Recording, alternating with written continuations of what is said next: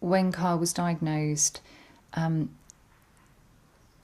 I kind of knew that it was there would be something. I knew that autism or something else, whatever else came up, that there was a fundamental kind of problem to Kyle's development.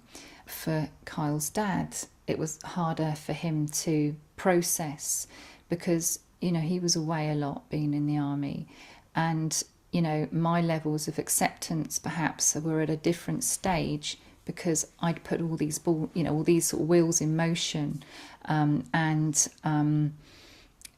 Philip didn't have an awful lot to do with that part of getting Kyle's diagnosis to happen.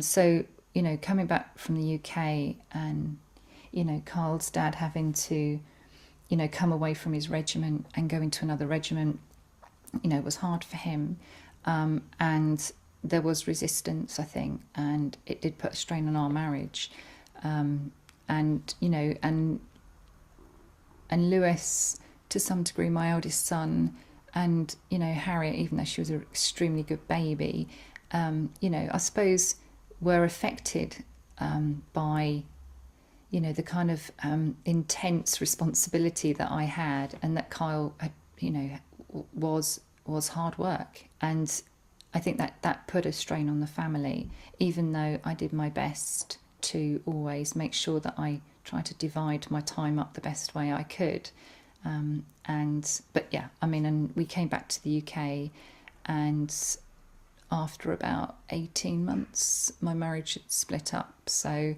I was told once that you become a statistic, in that lots of marriages split up when you have a child with autism because it puts such a strain on the family. I knew I had a kind of mission in life to make sure that I supported Carl the best way I could. So I read as much as I could about autism, and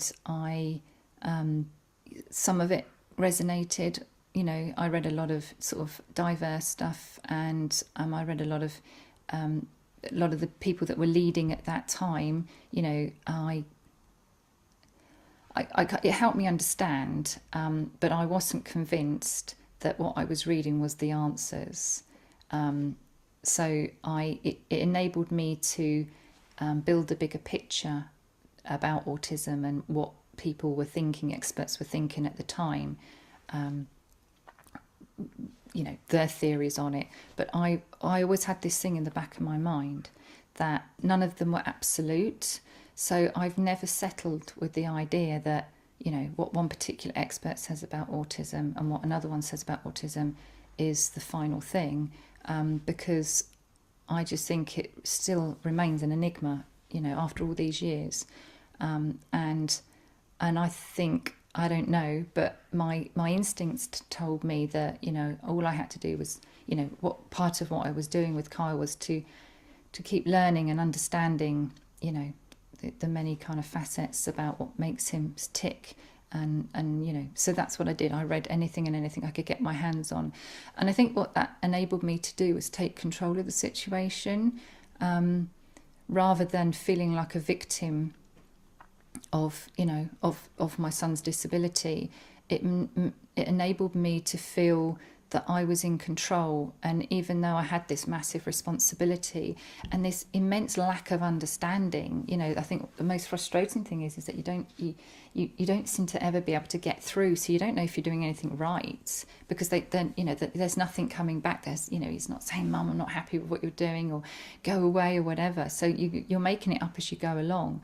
But I think by me researching in the way that I did, enabled me to feel as if I was proactive and that I was taking control of the situation, and that I was learning about Kyle's autism. They had a parent support group that I did go and join, but it was great on one level, but on another level I found it a bit depressing, and that I felt that some of the parents weren't in the same space as I was with it,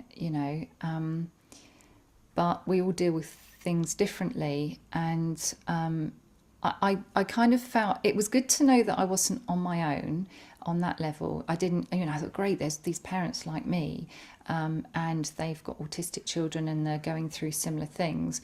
But on the flip side of that, I felt that sometimes it was a bit overwhelming that there didn't seem to be, I wanted hope, and it was the one thing I didn't feel that I got from the support groups. It felt, on some level, everybody was kind of, I don't know, sort of grieving together on some weird level about, they can't connect with their child. And I thought, I don't want to go down that road. I can't foresee my whole life being in this kind of woe is me kind of, space. That was that was a long time ago. Support groups have changed a lot since then. This was this was early autism years, where we knew very little about the condition, really. Nothing compared to what we know now. So yeah, they did make me feel quite uninspired, and that's why I kind of went a bit more standalone and started just kind of going off and finding my own kind of avenues as to how I was going to understand the condition and help Kyle for the better.